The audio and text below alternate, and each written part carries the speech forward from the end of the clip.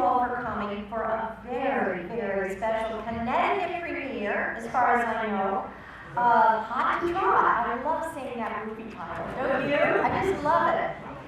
Before I introduce Susan Foster, our board member, I wanted to remind you that we have some unbelievable special events this month. We have our usual French Cinema Tech.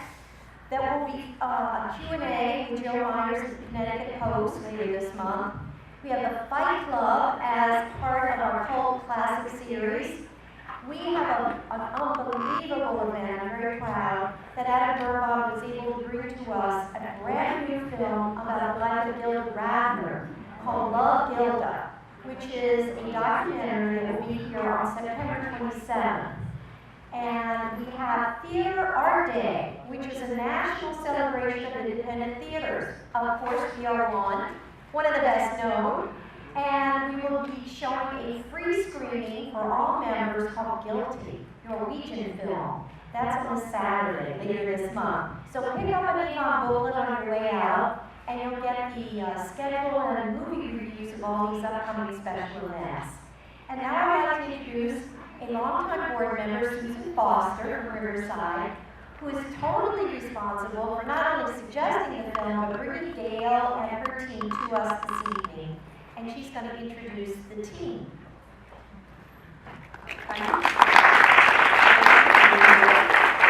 So how did this happen? Gail reached out to me several months ago on some family genealogy. We had not been in touch for at least a decade, maybe longer. And I responded to her and I kind of put a yes in saying, hey, you know, by the way, you both have kindred spirits in the film world. And I learned that I was here at the Avon, and she said, well, I've got this great new documentary coming. I'd love to see it be shown at the Avon. So here we are. That's how it happened. And see, reach out to your cousins that you haven't been in touch with. What are you doing? So anyway, Gail is fabulous. I don't know if you read her bio. She has extraordinary credits. She's been in the film, in documentary film for over 20 years. Worked at 2020 and 60 in earlier lifetime. Has worked for all spectrum of documentary films. I'll let her describe how she came about making this film. And her team is, part of her team is here. Don Wyllie, who did the post-production, editing, coloring. Okay. What? Dina Potocki, another editor. Edited the film. Hi, I'm Gail. Thanks for coming tonight. And we would also really like to have two of our stars here, Nikolai Shpakov and Robbie Tristan.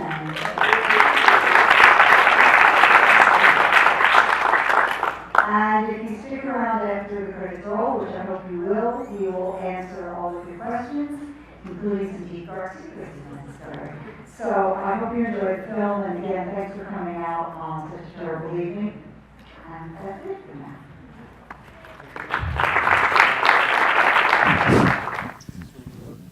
So actually, we can, what? Echo? Okay. Better? Oh, you're all good. Okay. I'd love to throw it open if anybody has any questions right away from the audience. Or do you want us to get it started? Go ahead. This is, I guess, for Nikolai, but it could be for whoever. And I'm sure you're quite busy right now if you have twin daughters.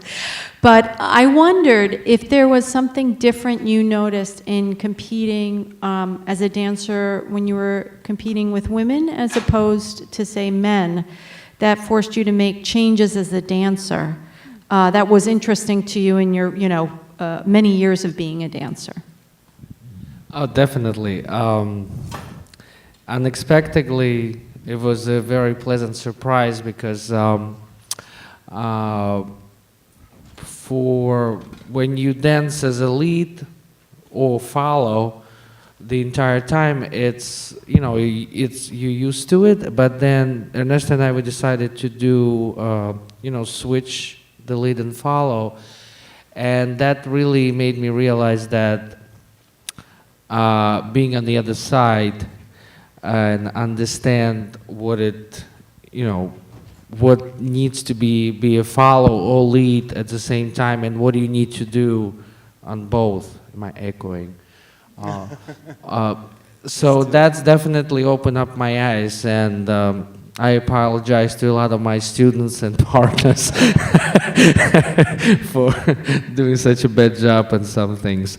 But definitely that opened up my eyes about technical aspect, and also gave me some ideas which are in works now for me, where I'm actually working, and it's sort of unofficial, but I'm actually trying to develop a same-sex syllabus, which doesn't exist, and hopefully I'm gonna have it ready maybe by the spring. So that's, and it's very interesting and intricate and difficult, but definitely something I got out of it and really pleased. Thank you. I can't even see. Anybody else? Yes. First of all, I absolutely loved. I loved the documentary. It was fantastic, and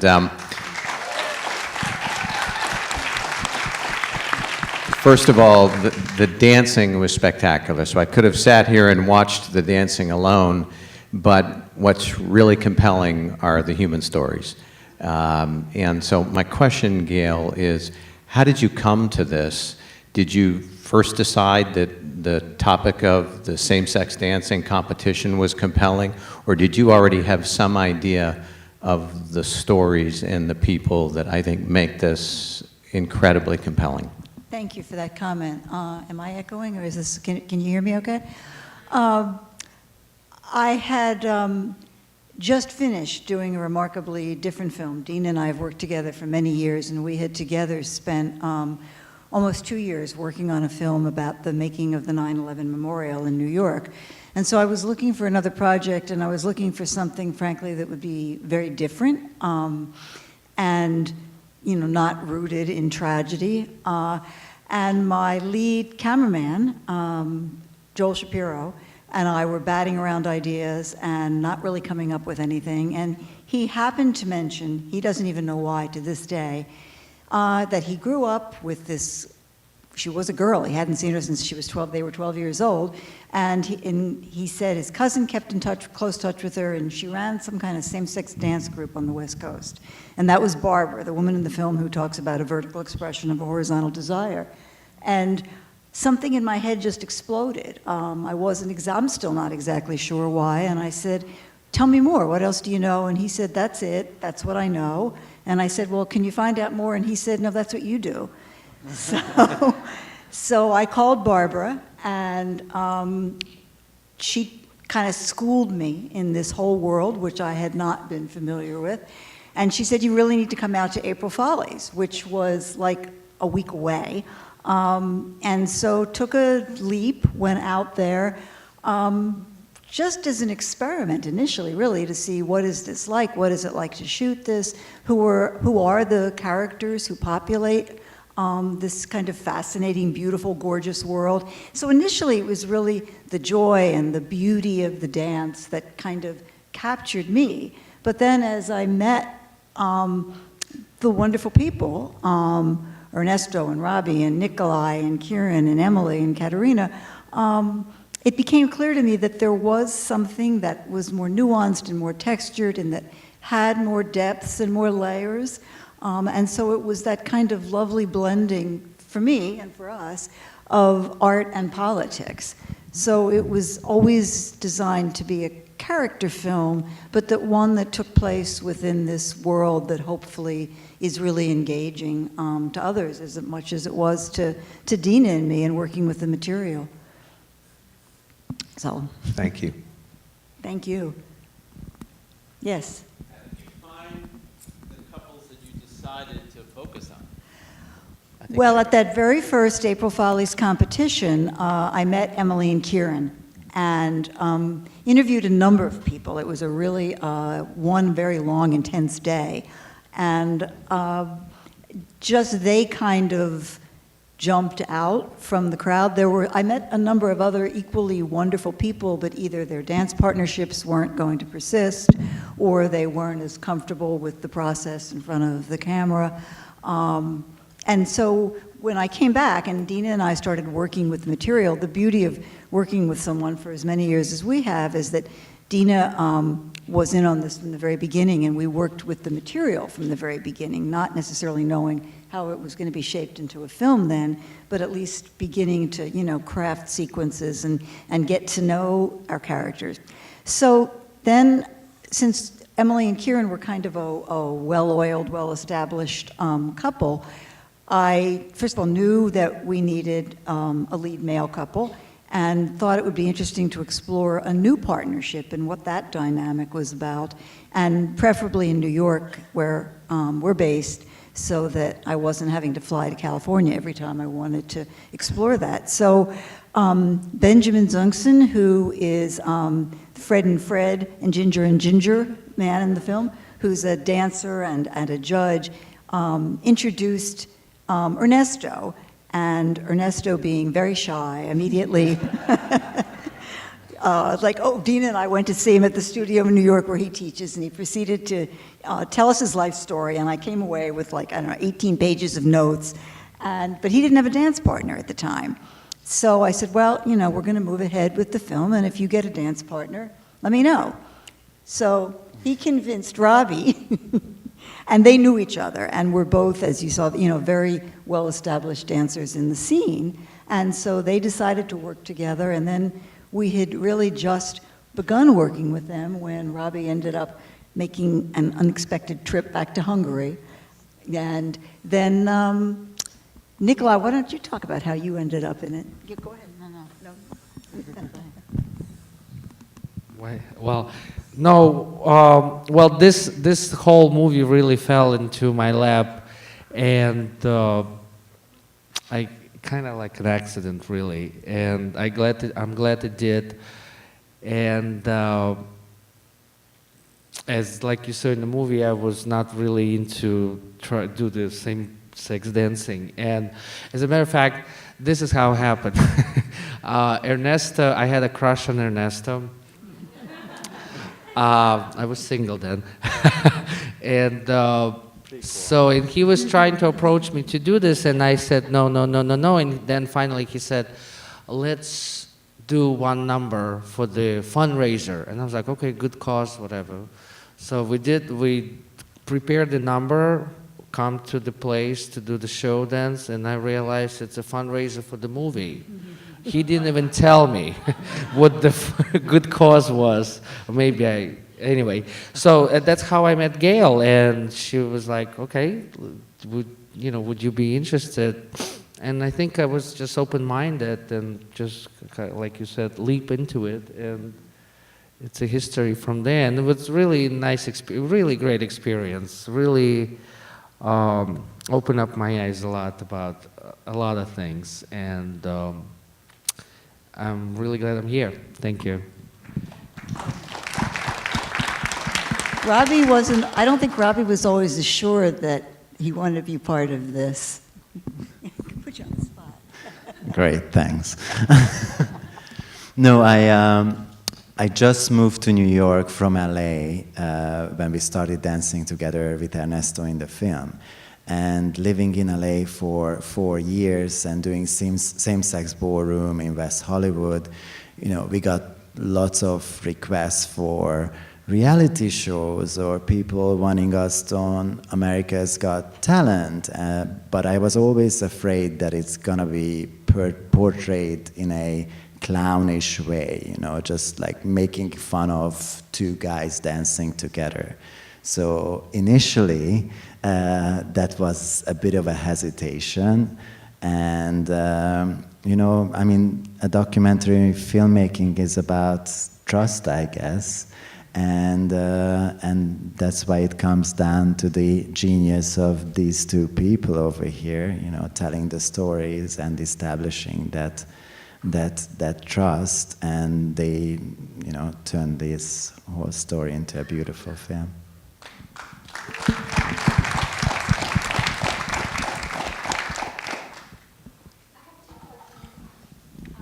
One is that the film has been. Thank you.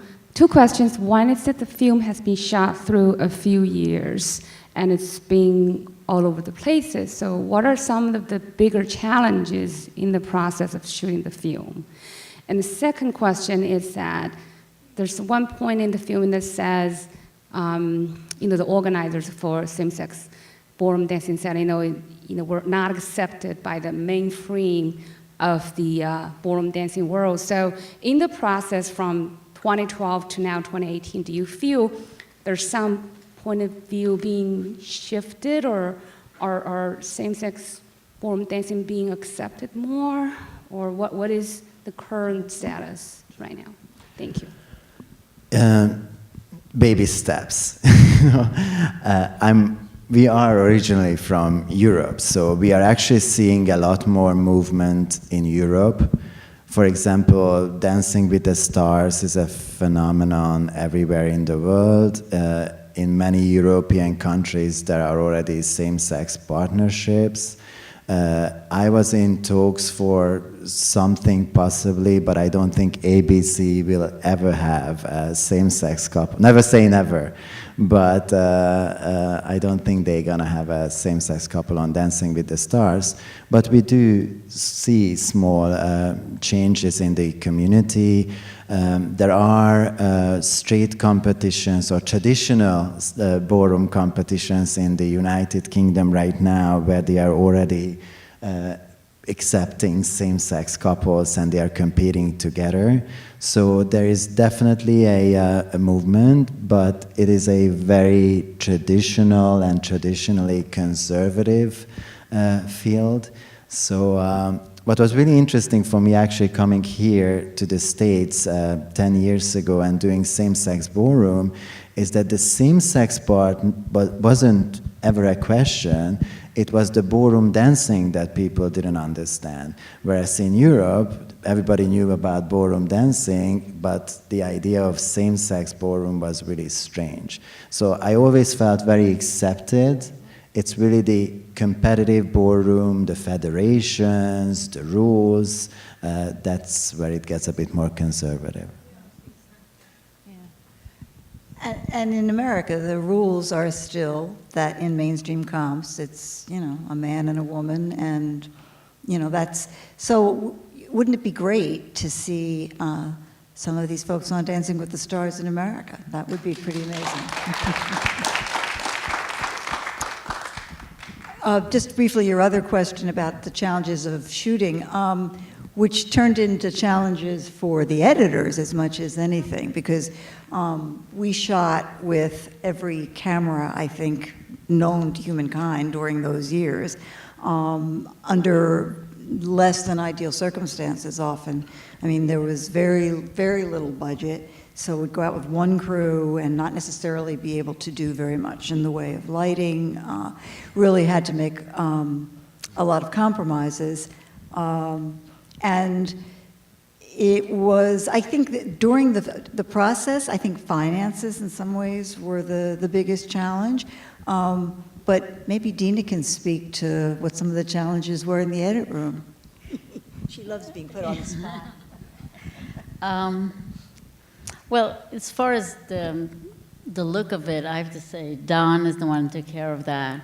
Because in the edit room, when we were working on it, it was really the story, which is really what I cared about. And I didn't care so much. The technical stuff I knew was going to be dealt with. So, I mean, it was really a joy to work on this, because being part of it from the very beginning, and kind of the film evolved as the shooting kept going and as we got more involved with the characters, and also flushed out who, was what, like what stories we wanted and who we wanted. So for my part, it was really a pleasure to work straight through.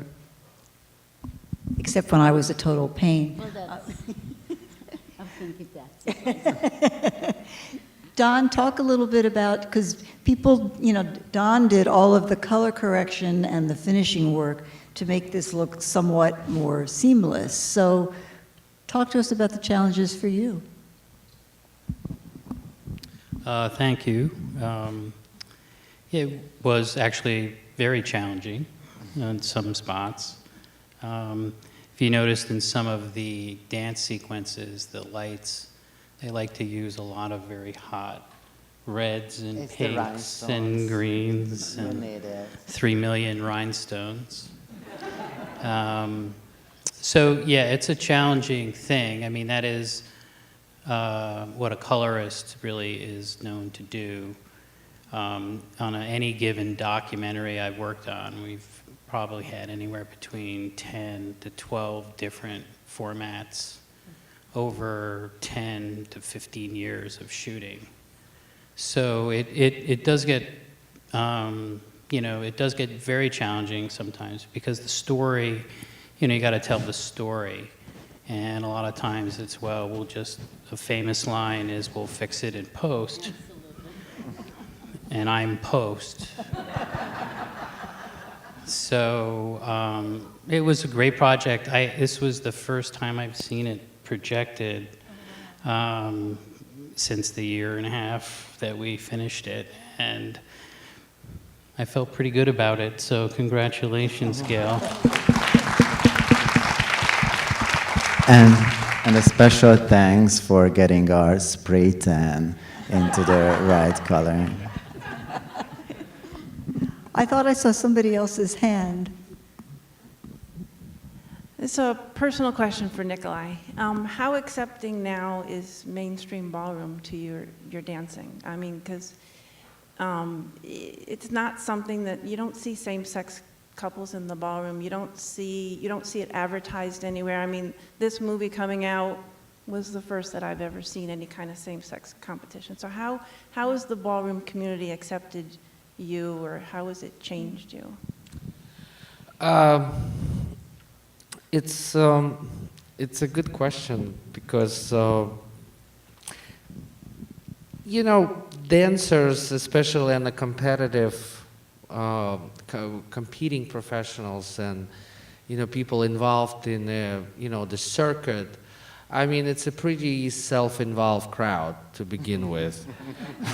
No. I mean, and it's kind of funny, like it is sort of very conservative. When John, my husband, when he came to the competition for the first time, and it was just a mainstream competition, he was like, and he used to be in theater. So he came in and he was like, what is this? This is fabulous. He was just blown away with the whole thing. But at the same time, it is very conservative and it is very sort of close-minded. So, and if you sort of not in that stream, they basically ignore you. So, but and it's been like people who knows me, like I don't give a shit anyway. But and that's how this whole movie, like for me, was that I did what we did. I think we did Gail put it together, Dina, and everybody else put it together so nicely, and I think everybody got out of it something. And as I said, that. Because if we talk about the whole different subject of ballroom, it's very structured, it's an association, it's basically like a government established in, different countries and this and that, where same-sex, anything goes, so to speak. So it's not very organized yet. So in a sense, people, I think it's two ways to look at it, that people don't know what to do with it, and they just sort of, it's not part of what they do.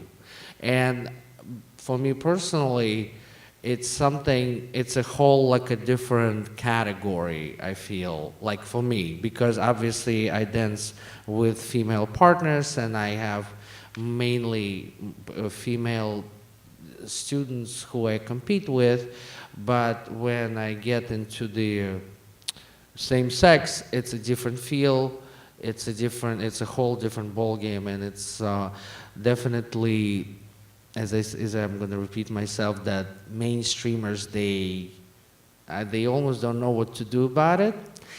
And so I think having some sort of structure into this same-sex ballroom, in my opinion, will make it more legitimate eventually. And this is what I'm actually working on.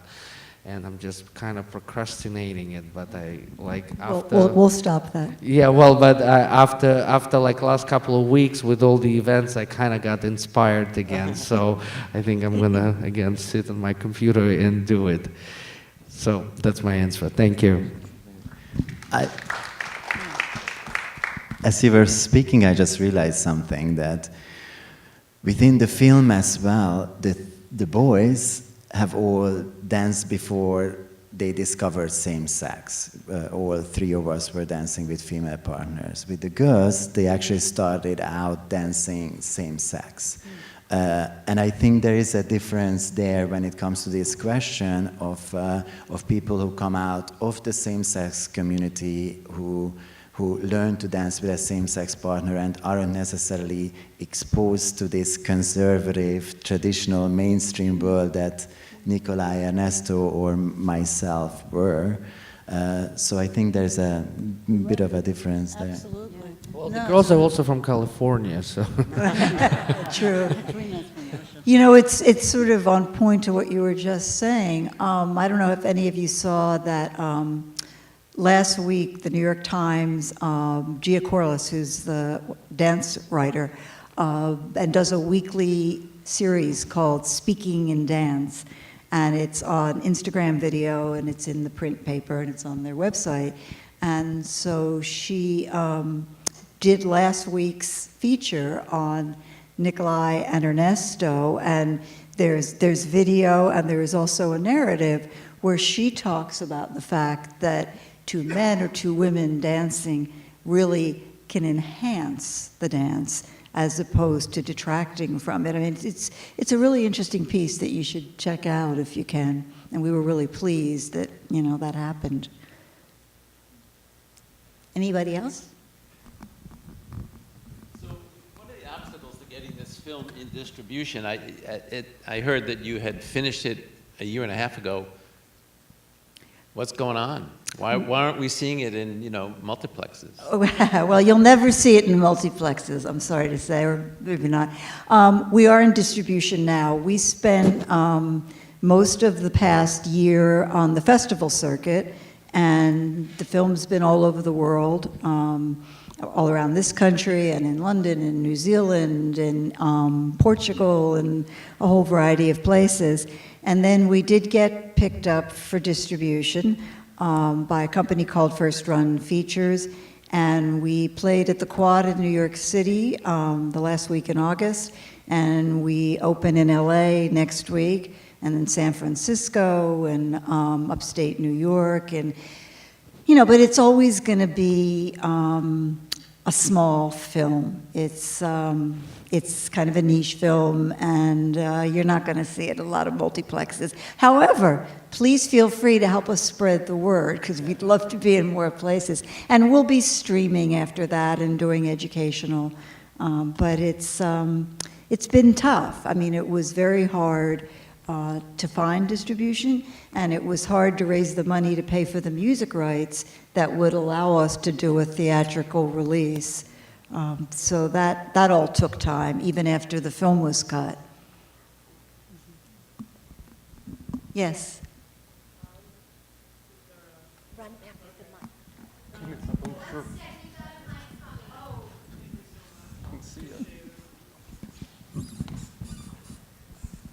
Hey, Nikolai.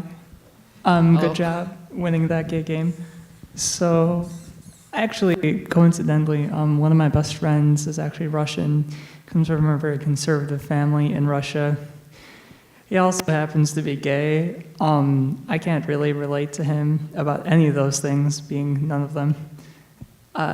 What can I what can I talk to him about that? Like, how do I relate to that? He has a very difficult time with his traditional family and everything. I don't know what to say or anything. You mean you want to like help him? You want to give him support? Is that what you're saying?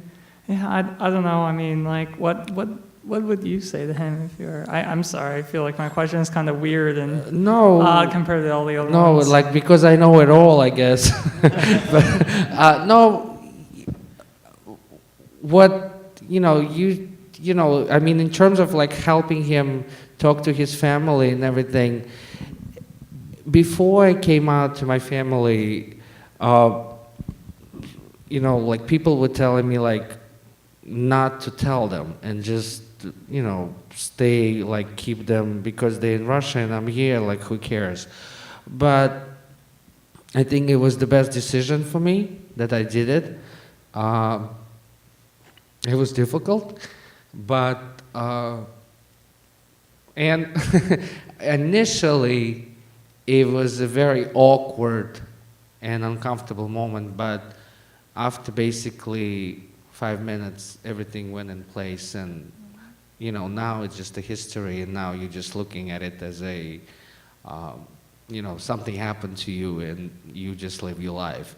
So, if anything, you should tell your friend that he should not, he should not be afraid of it. So, and his family has to know. And if they don't accept, that's their problem. Thank you. That was unexpected.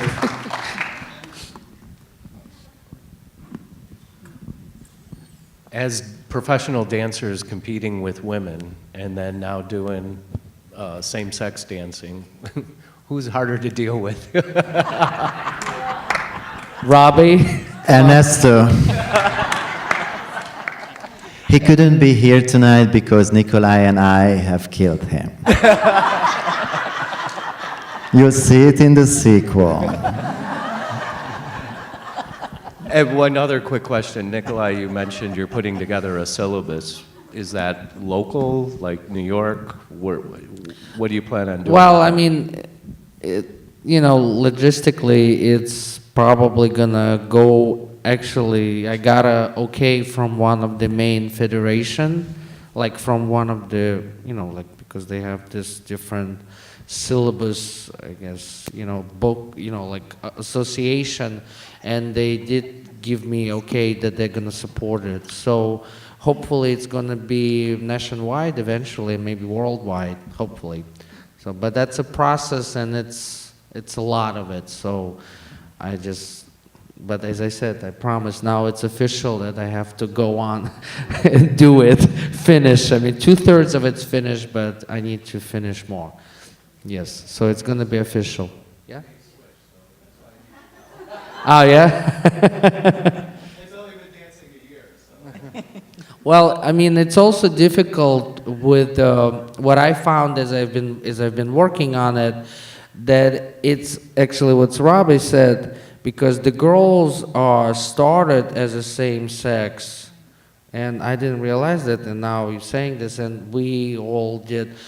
It's, you know, I guess I'm thinking of like how, because yeah, it's a great idea and everything, but do you have to be a ballroom dancer, like just mainstream and then learn it, or is that something you also can introduce as for people to start with? So all of those little, and it's like, ideally I would like to kind of be sort of versatile this way, but that's where it kind of gets a little bit like now as I'm working on it, like, because you can put the steps together and it's all wonderful, but you know, how to kind of get a beginner person who doesn't dance, or they want to like explore it as an additional, or they want to learn it completely new. So those are all things that kind of get a little tricky, you know, so, but I think it's going to work out somehow. Thank you. They both teach. Especially Robbie. They both teach. Yeah, so, yeah, and this is something, you know, with this, again, with the syllabus, for me, like, I'm actually want to do like a guinea pig class eventually to, you know, to try the ideas and work. And I see already, okay. Thank you. So, but that's probably, yeah, that's going to be something in the works where I actually have to try it out on the actual people and see how it works, which hopefully will be successful. Thank you.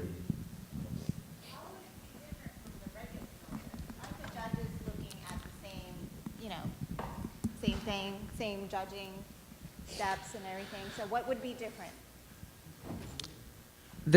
Well, again, as you see in the movie, is that, you know, the people approach this in a different way. Like some people just lead, some people just follow, where, you know, and it's great. So this, you just lead or just follow, you basically follow the mainstream syllabus, you know. But what my idea in Dancing with Ernesto and the way we worked when we danced together, that we switched. So that became the whole different level of things, how you can finish the step and how you can go into the step, which is, you know, made it very I find it very intricate and very interested.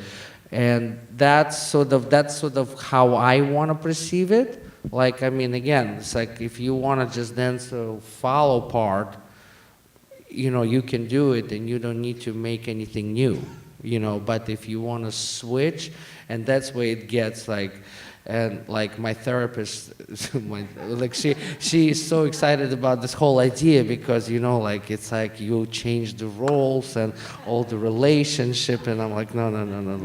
It's really about which arm you're using and which foot you're using, and but that's the challenge of it. And I think, again, it has to evolve into something. And I think at this point, you know, right now with same-sex ballroom, I think it's sort of like kind of on that like sort of level where anything goes. And that's the fun of it too, because once it becomes too regulated, it's also sort of like becomes like another ballroom community, which we already have, where what we have in the movie and what I discovered for myself, where, you know, going to all those competitions was so liberating because you just sort of enjoy yourself and not really thinking politics or this or that. And that was really a different experience for me. But again, it's because I came from already established, you know, mainstream dancing. So with the girls, especially Emily, I admire her so much because she's like she's very free about it, and she's very kind of logical, and it makes sense. But, you know, and I just, that's what you say, that's how she started it, and it's kind of interesting for me to see all of a sudden. Thank you. You know, on a different level, no one has asked this tonight, but I'm sure you noticed that out of basically 6 characters who you get to know in this film, 5 of them are immigrants. And without getting overly political, that was really significant, and for us became a real strong secondary theme within the film. So I don't know if any of you have any questions or comments on that. I have a question about that. Did you ever think about subtitles with all the accents? Hell no.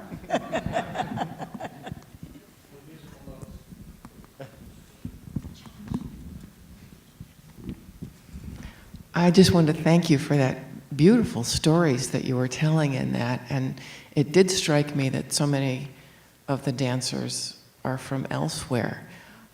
But I also wanted to thank all the actors, not actors, people in it, for being so open and sharing your stories, because it felt very gutsy to me that you're doing something new and you're doing something creative where people haven't gone before, which really wasn't my question. My question was, what was it like for you? Robbie, I'm so glad to hear that you're fine and that you recovered well. But it seems like that must have been such a huge disruption in filming to have that happen to you and to have to sort of pivot and find someone new. And I guess I'm wondering from everybody's point of view what that was like.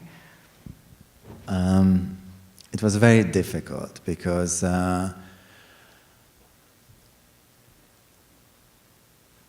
I mean, it was a very traumatic experience, and I didn't quite know how to handle it, especially when I came back and I came back to the film. Although it was traumatic, it was also in an odd way, a beautiful experience for me. So I got very nervous on how that part of my life will actually be portrayed in the film. I didn't want to become a victim. I didn't want people to feel sorry for me. And again, it comes back to, you know, that opening up and that trust issue. You know, you're very vulnerable after a brain surgery, and you're questioning everything about your life, and then suddenly there is a film crew, and they're like, let's shoot something. So I do have to thank these two ladies over here for. I actually didn't see the film until the premiere in San Francisco, and which was a beautiful moment because the six of us were sitting next to each other, and I started the crying, then Nikolai started the crying, then Emily was on my shoulder, so that was the first time I've seen it with an audience, and they did such a beautiful job at telling my story, and I'm very grateful for that.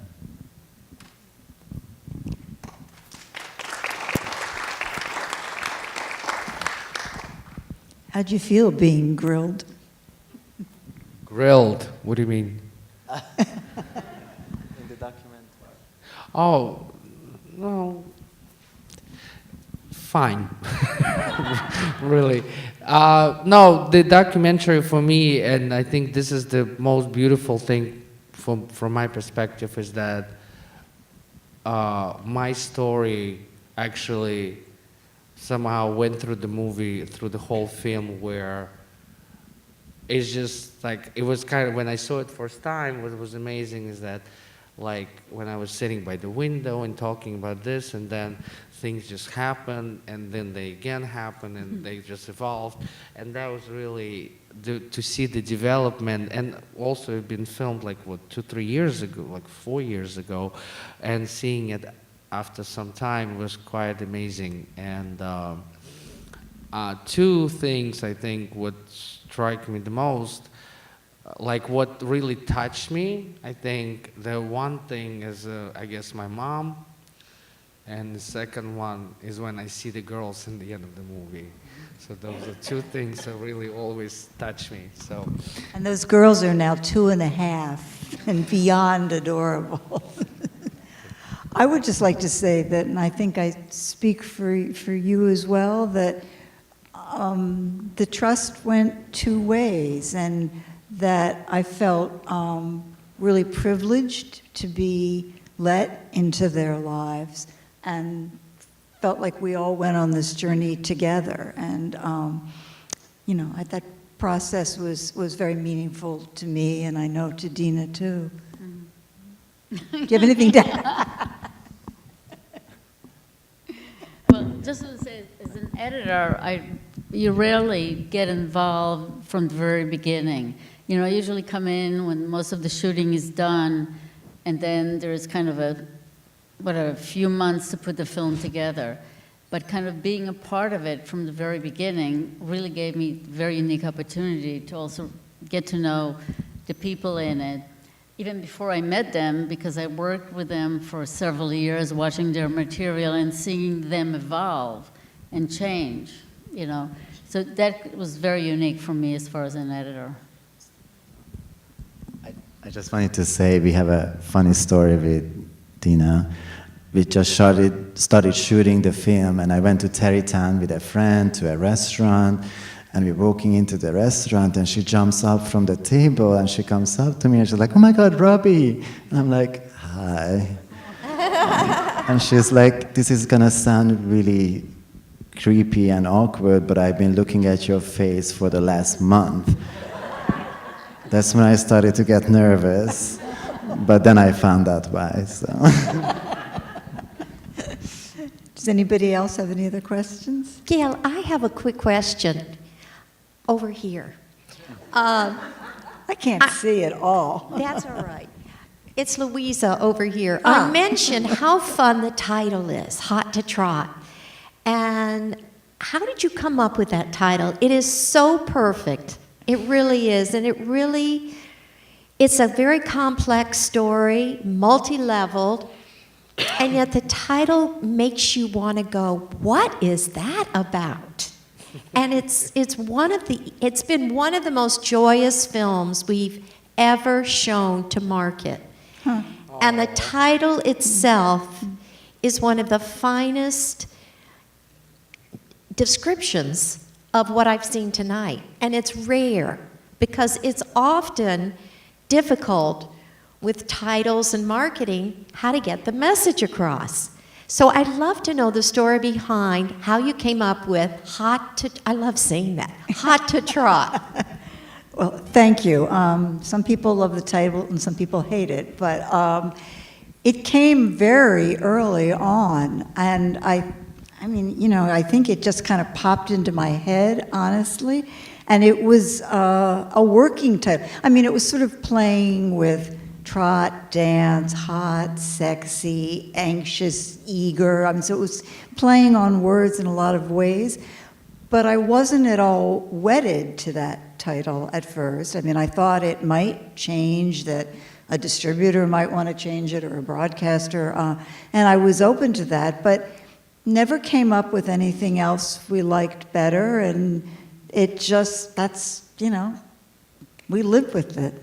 So, you know, it's just sort of like when you're coming up with a title for anything, or a caption, or, you know, it just, I'm not even sure I can tell you, it was just. And you know, there was another movie in 1988 called Hot to Trot that's about a magical horse or something, so, you know. I did not know that originally. Anybody else? This was years of filming, so I imagine tons and tons of footage.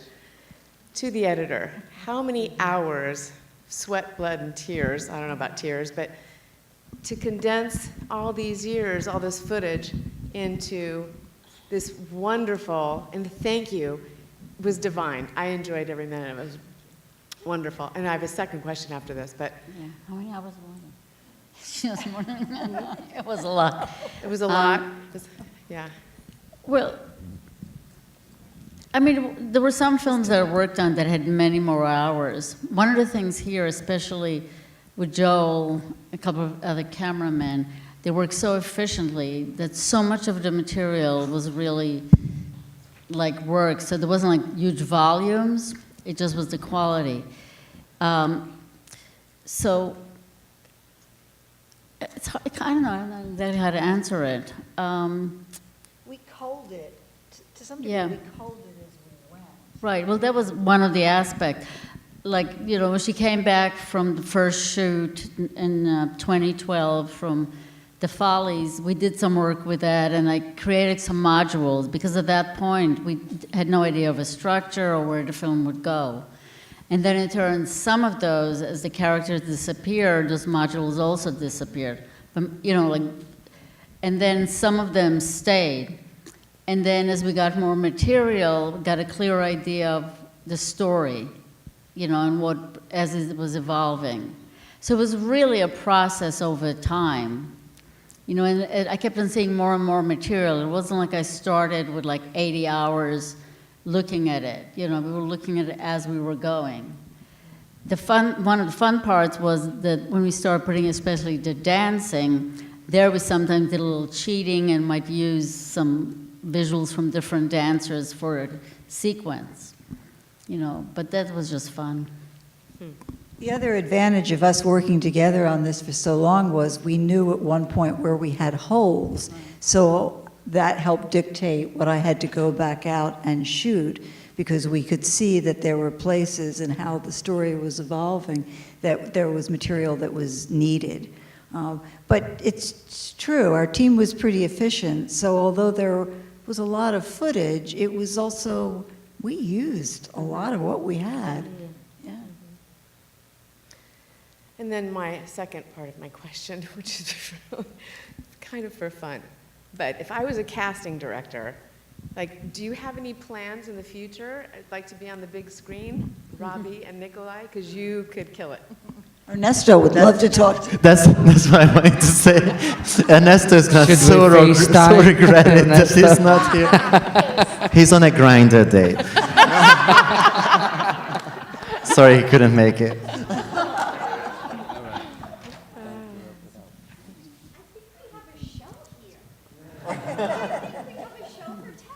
Yeah.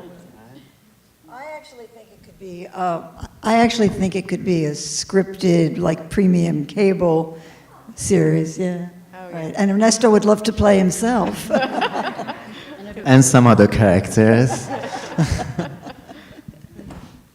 Well, you know, you have a day job. Yes.